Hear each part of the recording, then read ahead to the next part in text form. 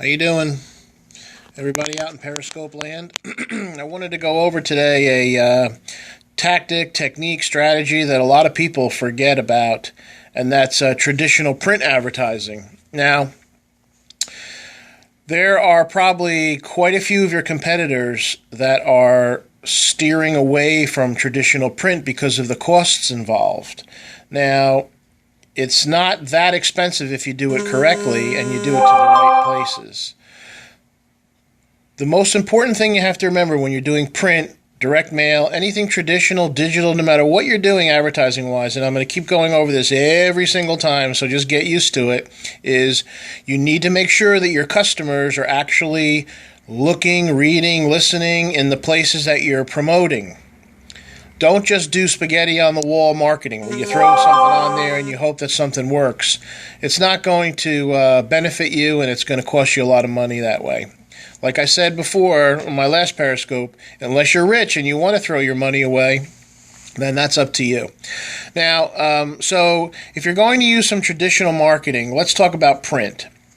Now, print advertising is magazines, newspapers, those little coupon rags that you get in the mail every day, it seems. It could also be church bulletins, anything that you see print on, when you go to the diner, you see diner mats. Now, what I like to do is before we join with a company like that for one of our clients, we always contact them and we say, we want you to prove that our customer demographic is reading your publication. Now, they can only do that if they have done their own studies based on their print and to see if the demographics are being served. If the demographics are being served, meaning age, income, marital status, race, religion, sex, whatever, and there's enough paid subscribers or guaranteed deliver subscribers, we'll take it a shot at it. Now, guaranteed deliver subscribers means they know that these amount of people are going to get this publication. Now, I'm not talking about a publication where they say, well, we print 5,000, but the reach is 20,000. They come up with some fuzzy math. I don't know how they actually do the math, which that means that they maybe drop off 5,000 pieces to doctors' offices and waiting rooms and things and hoping that people are going to pick them up and read them. Quite frankly, I don't touch them, and if it's in a doctor's office, who knows who's been touching that. But I don't like buying ads based on that type of exposure. Okay, I want to know if they're being mailed to a certain amount of houses, dropped off at a certain amount of houses, or on the newsstands. You have to really look into this to make sure that you're not getting taken. Now, you want to make sure that when you do traditional advertising in print, that you have enough money to do it for a long haul. In other words, one ad's not going to get you any activity. 3 ads is probably not going to get you any activity either. I would say if you can't be in it for a minimum of 9 times, you are probably throwing your money away. And if you get any activity, it was probably a fluke or you're giving something away. And that's a good idea in some cases to get customers, but you would need to give something away if you want something to work in 3 times. But you also don't have the time to test if you don't have it in there for a long time. So if you have an ad that you're trying to promote, you're promoting a particular product or service, how will you know if the ad's working if you're only in there 3 or even 9 times? You're really not going to know. You're not going to be able to test that ad effectively. Now, by testing an ad, you have the ability to test headlines, body copy, imagery, but only one little thing at a time. If you change too many things, then you don't know what worked or what didn't work. Okay, so you need to change things very slowly. There's a plethora of articles online on how to test print advertising, but you should definitely test, and then you keep testing until you have something that's bringing in enough clients that makes you happy.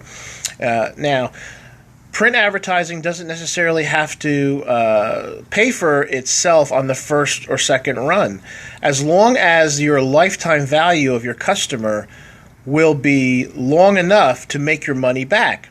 So even if you spent $1,000 on an ad and you only got $500 worth of business, but those customers will repeat buy to the point where your $1,000 is well spent, then go for it. But if they won't, you have to really be careful with that. Now, some other things in the ad. If you're going to make an ad, first, don't let the people who do the ads, place the ads, create the ad. Usually those are graphic designers that have, that are beaten down, and they all use the same look and feel for every single ad, and it starts to look the same, and it just doesn't really help you at all. Get a professional company that does ads like mine or someone similar to do ads for you, to create a branded ad. Now, you don't want to be logo heavy on your ad. Nobody cares who you are. They only care what's in it for them. And make sure that your headline is the first thing that they see. The whole message of the ad should be in your headline. No cryptic headlines. You should have a strong call to action. You should also use imagery if you are targeting customers that are just like the same customers that you serve. So if they're 40-year-old people with children, then maybe you should have 40-year-old people with children in your ads so people can relate to the ad. Have good imagery that gets their attention. Have good copy. Have copy that is long if you need it. Go as long as you need and that you can afford to get the message out. Now, let's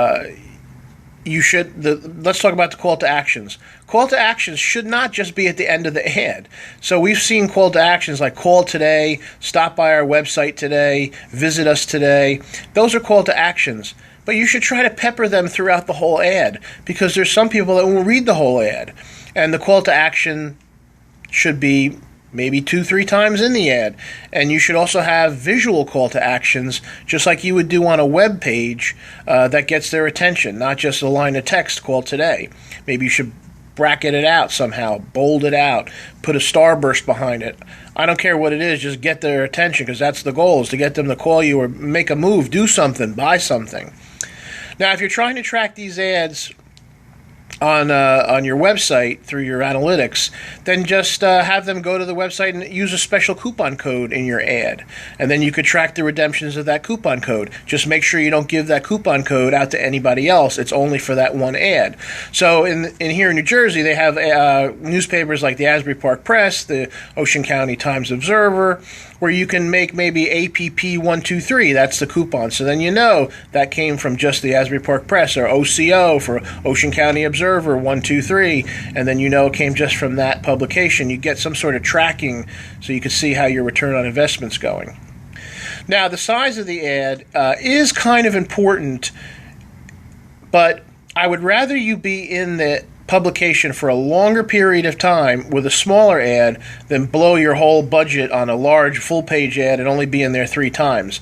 Frequency usually out-trumps size when it comes to ads. Okay, so if you're in there over and over again, that would be better for you. Now, if you can't afford, if it's a weekly publication, you can't afford every week, then go in every other week. You'd be surprised at how many people would assume that you're in every week because they see you every other week. Now, also, let's say you're going to be in a publication like a magazine. If you're going to be in a magazine, sometimes the beginning of the magazine is prime space and you pay a little bit more money. But did you know that 60% of Americans read magazines from the back to the front? So that's okay too. So if they're giving you a little bit less cost on an ad towards the back of the magazine, go for it. I mean, if it's a nice ad and it's a good publication, people will read the ad. Okay, now a couple other tricks real quick. Number one, find out the font that the advertisement is using for their headlines and use that same font style on your headline. Find out the text that they're using in their body copy and use the same text font for your body copy. You don't want people to, even though they're going to know it's an ad, but you want people to just skim the ad without even noticing in some cases. And this way they start reading the ad. And if the headlines match, there has been some statistics that say that helps. Now, when you have a choice between black and white and color, come on, that's a no-brainer. If you have the money, go for color. Now, I suggest that you get some proofs of that publication before you advertise in it. In other words, some previous copies to find out where you're going to be advertising and contract for that specific area. And look at that area carefully. Now, if that area has 5 ads in it and they're all full color, then maybe you might want to try black and white to stand out. It's all about standing out and getting attention, right? You want to try to be within copy if you can. In other words, you might not want to be on a page with 4-quarter page ads, and you're one of them that fills the whole page up, and now you're kind of just on a page of ads and you're going to get overlooked. You want to try to spend a little more if you have to be within a page that is has a lot of textual copy. So maybe an article. Maybe you can pay more to be within the article. Maybe you can pay more to write an article for the publication, and at the bottom it has a byline about you, and you can say, hey, check out our ad on page 35 or something like that. So the main thing about this Periscope is I wanted to get across, look, print still works. Print has to be part of your marketing mix. You don't have to spend a fortune on it, but do a very strong competitive analysis of your competitors in your market and see if they are advertising in print. See if they advertised in print before the digital craze, and if you know anyone that are competitors, find out why they stopped. You'll be surprised to see that most of them will say that it's just they want to put their money in digital because they think they're getting more bang for their buck, but they're eliminating a major amount of business if their customers are served in print. Okay? So contact me through DM on Twitter if you need any help. Go to my website, thomasforgione.com.